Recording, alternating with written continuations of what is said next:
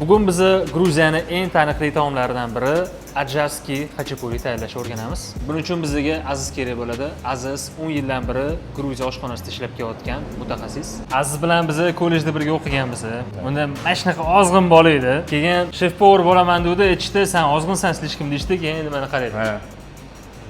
Birinchi xamir tayyorlaymiz. Bizga oliy navli un kerak bo'ladi.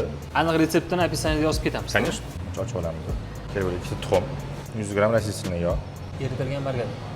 Droji 20 gramm, tuz 25 gramm, shakar 40 gramm. Sut, xamir qilishni boshlaymiz. Aziz nimaga pershatkada ishlamayapsiz? Agar qo'lingiz toza bo'lsa, nima kerak bor pershatka? Bizda ko'pchilik o'ylaydi, pershatka bu tozalikni kafolati deb o'ylaydi. Unaqa emas. Unaqa emas. Xamirni yaxshilab qoraveramiz. Ustini yopamiz, grammitga dam beramiz. Xamirni 150 grammdan bo'lib olamiz. Uni bizga materiallar bilan sloguni kerak bo'ladi. 50-50 qo'shamiz. Birinchi qirg'ichdan chiqarib, endi sloguni olamiz. Buni ham cho'rkadan chiqaramiz. Endi xamirga yo'q olamiz, yaxshilab unlab. Xamir o'ynayapti qo'lingda.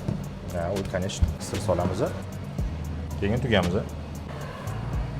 Navarot qo'yib, forma berib, endi tuxum suramiz. Keyin kesib olamiz. Keyin forma qilamiz. Forma lodochka. 180 gradusga 15 minutga pechkaga qo'yamiz. Chef povar ishida eng qiyini nima? Eng qiyini personal bilan ishlash. Eng qiyin. Odamlar bilan ishlash. Odamlar bilan. Qolgani oson. Oppa. Tuxumni sarg'in solamiz. Xachapuri по-аджарски. Cho'zilishini qarang. Ova. Testdan o'tdim.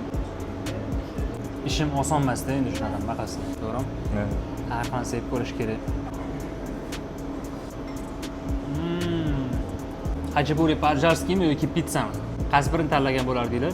Izohlarda yozib keting. Buni xachapurining ishi uchun nima qilish kerak? Заведение Puri. Newsvat Gallery, ikkinchi etaj, food court.